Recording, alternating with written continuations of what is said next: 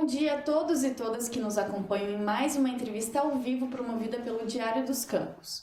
Hoje a gente trouxe o Rafael Mansani, presidente da Associação dos Engenheiros e Arquitetos de Ponta Grossa, para falar um pouquinho com a gente sobre o mercado da construção civil na cidade. Bom dia, Rafael, obrigado pela sua presença.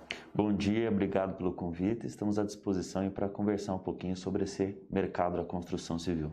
Tá certo, então vamos lá.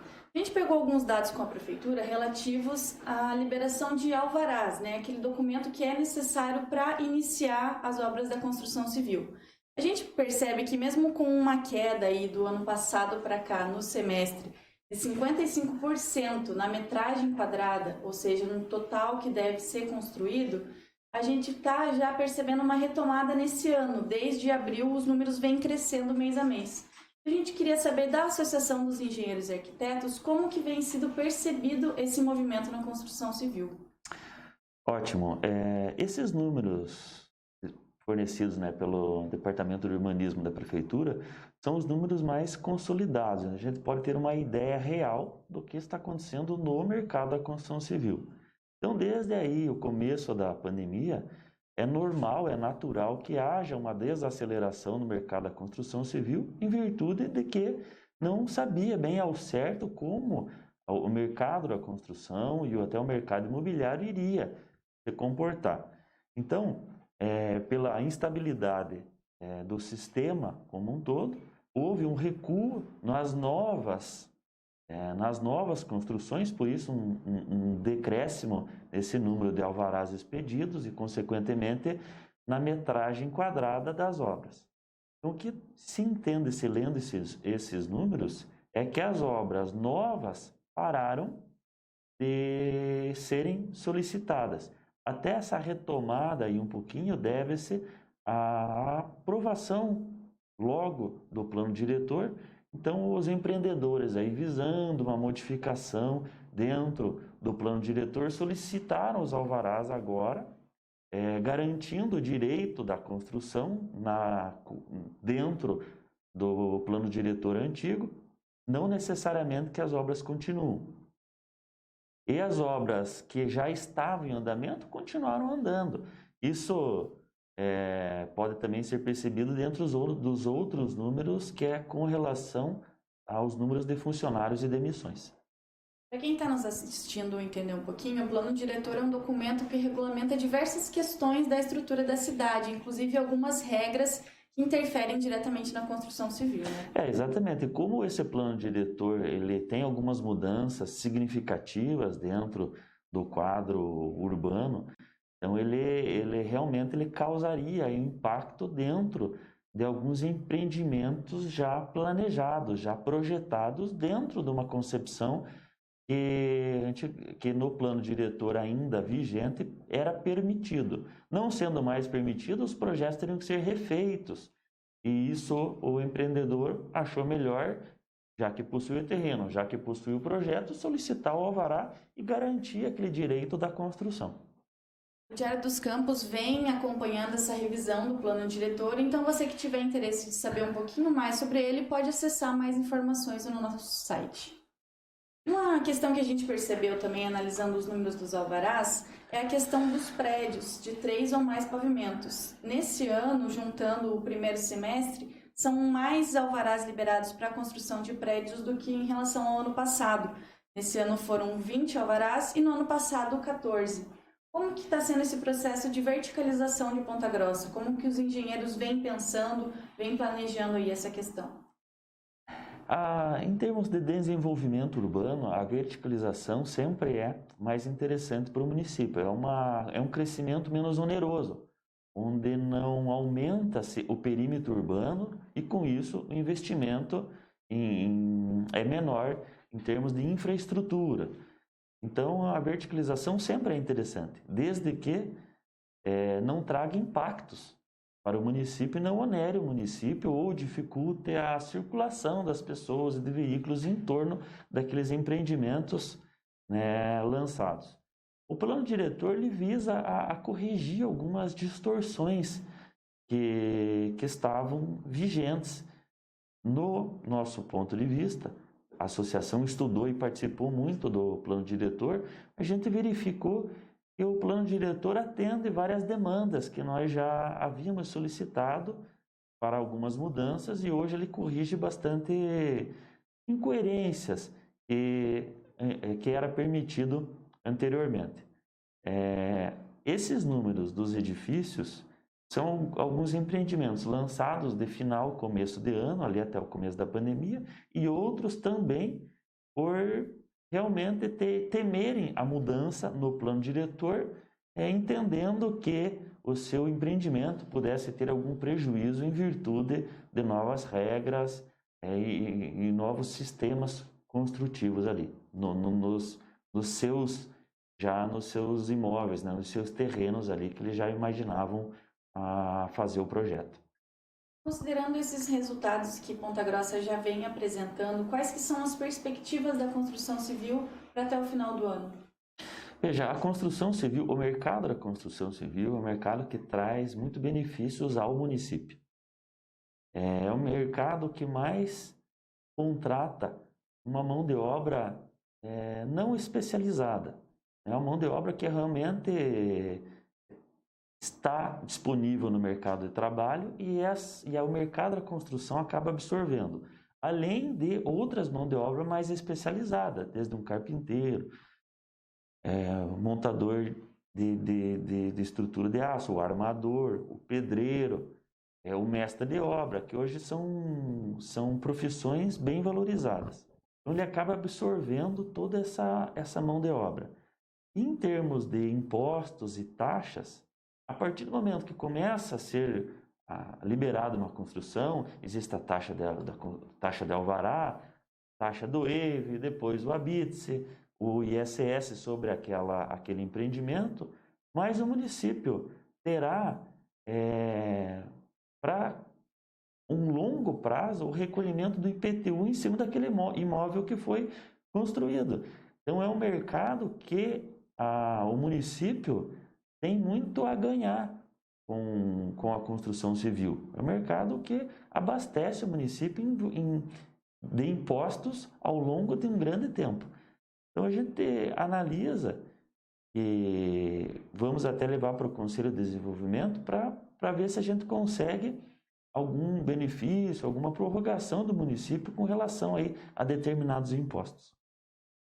Como você comentou da questão da mão de obra, a construção civil é um dos setores que mais emprega no Brasil, justamente por essa questão de ter tanto os empregos diretos quanto os indiretos ali que são gerados pela obra, né? Em Ponta Grossa, nesse ano, a construção civil é um dos 2 setores que teve saldo positivo de empregos, ou seja, que admitiu mais do que demitiu na cidade.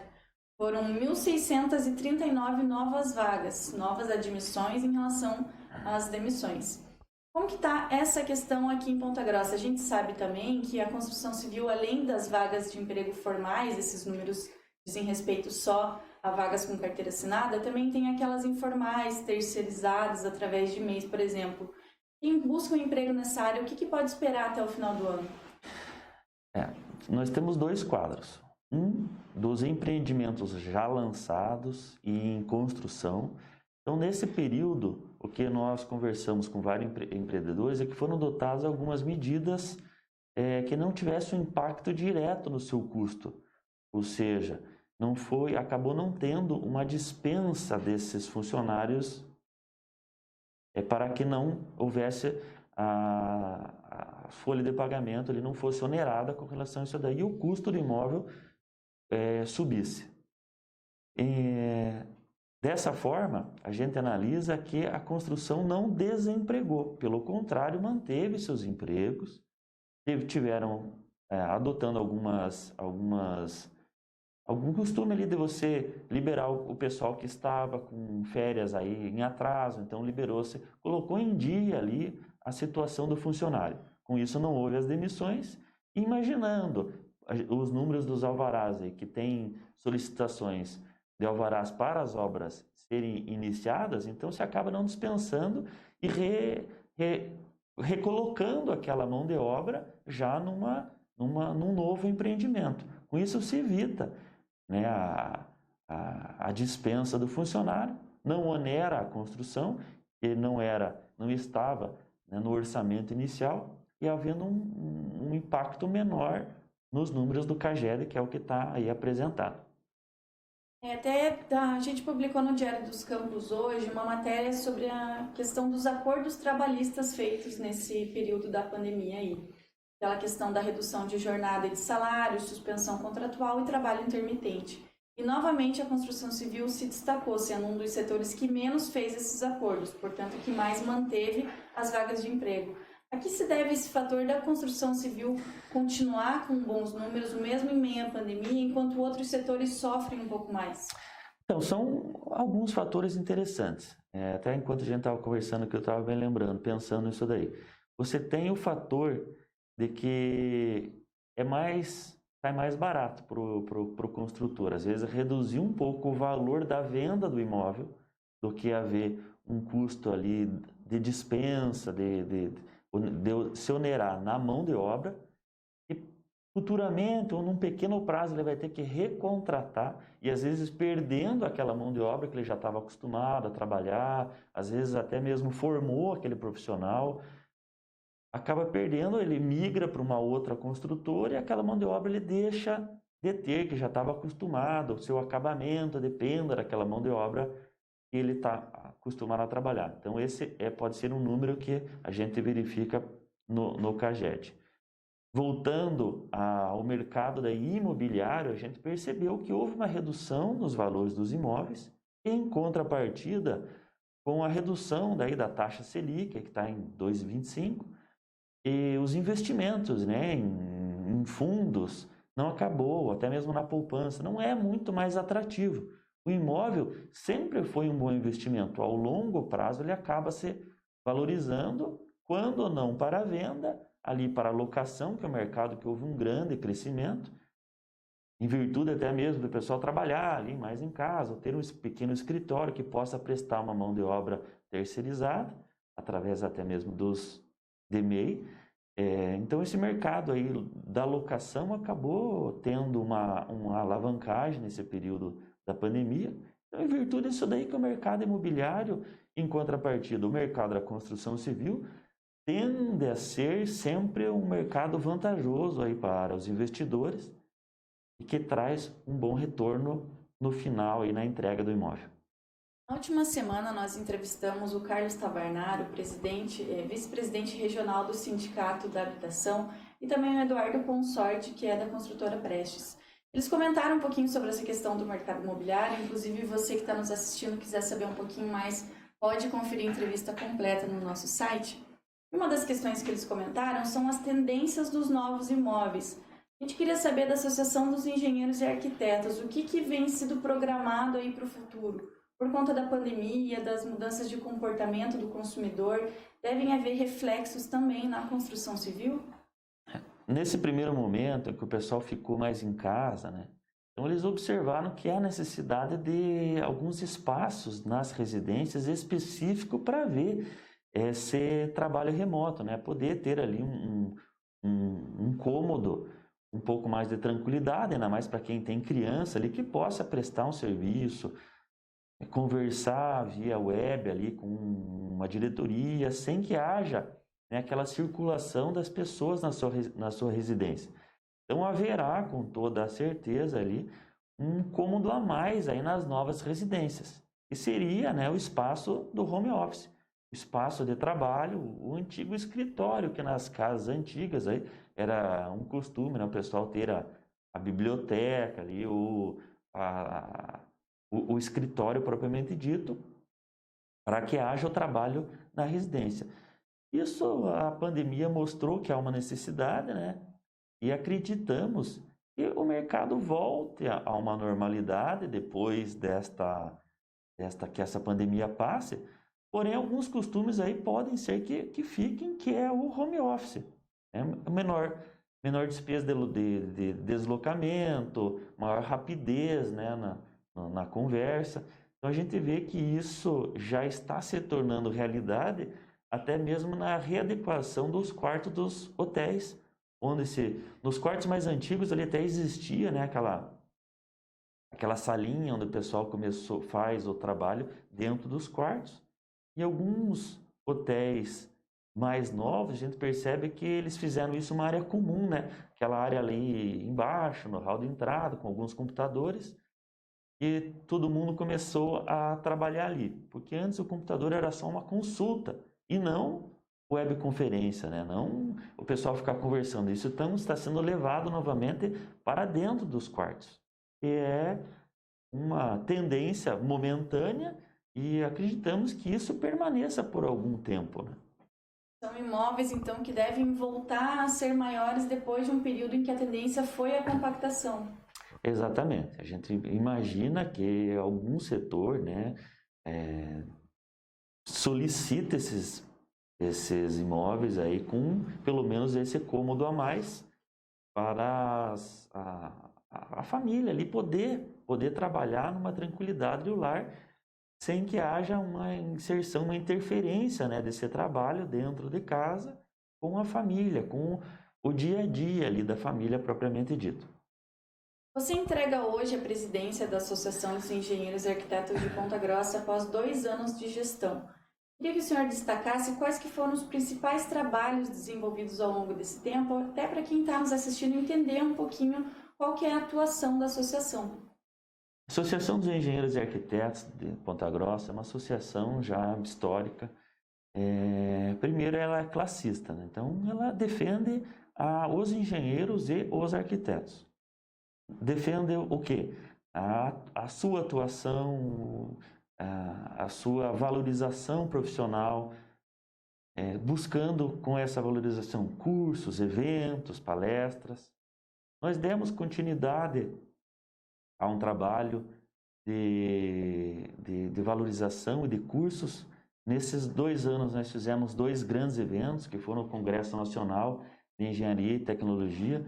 Nos seus 4 dias de cada evento, trouxemos aí congressistas de renome nacional para que pudessem trazer ao nosso público o que há de mais novo, moderno no mercado que a gente possa utilizar.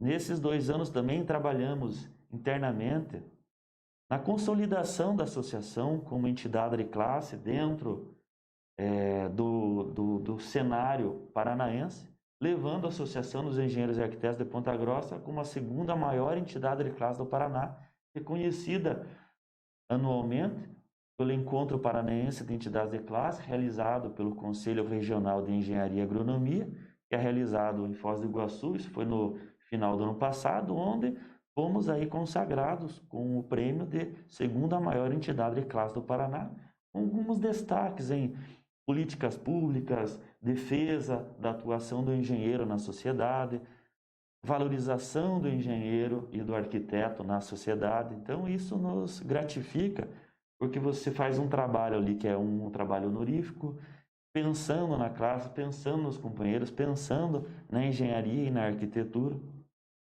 trazendo também para a nossa cidade, dentro dos conselhos que nós fazemos parte junto ao município, junto à Prefeitura Municipal de Ponta Grossa, levando o que nós temos de conhecimento para que a Prefeitura absorva isso daí, a gente funcionando aí como um órgão consultivo, a gente consiga levar algumas ideias, alguns conceitos, e eu acredito que esse trabalho a gente conseguiu desenvolver. E isso é muito gratificante para nós, que hoje aí estamos passando o cargo para o próximo presidente. Por conta da pandemia, muita gente resolveu fazer algumas mudanças em casa, algumas pessoas fizeram pequenas alterações e outras programam fazer algumas alterações um pouco maiores, talvez até alguns puxadinhos, por exemplo. Qual que é a importância de ter um engenheiro qualificado projetando as obras nas residências? Primeiro, que toda alteração, toda reforma, toda construção deve ser acompanhada por um profissional. Isso a gente sempre bate e reforça isso, porque é uma segurança para o próprio morador. Você vê aí na mídia, nos jornais, quantos acidentes acontecem.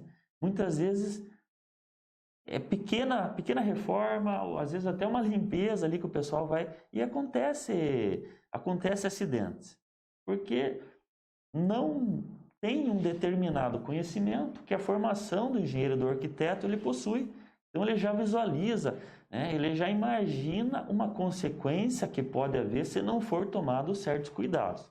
A importância de ter um acompanhamento do engenheiro, do arquiteto, é para a própria segurança de quem está construindo. E se você for colocar essa despesa, esse custo, né, diluído do valor da obra, no valor que essa pessoa irá gastar, às vezes não representa 3 a 5% do valor do empreendimento. Então é um custo desnecessário, é um custo que torna-se menos prejuízo do que quando um acidente e não tem mais o que fazer. Às vezes um acidente você tem que demolir tudo e voltar de novo. A gente imagina como um seguro, né? Todo o proprietário do automóvel, né, que não tem o seguro, a partir do momento que há um acidente, há um sinistro, ele vai ver o quanto é importante ele ter aquele seguro. Então, se você pensar na atuação aí do engenheiro, do arquiteto, ele tem a certeza ou ele tem a confiança que aquele profissional não lhe trará prejuízo e trará uma resposta, um melhor projeto para aquilo que ele está imaginando. Tá certo. Rafael, muito obrigada pela sua presença, por aceitar o nosso convite. Eu que agradeço, obrigado.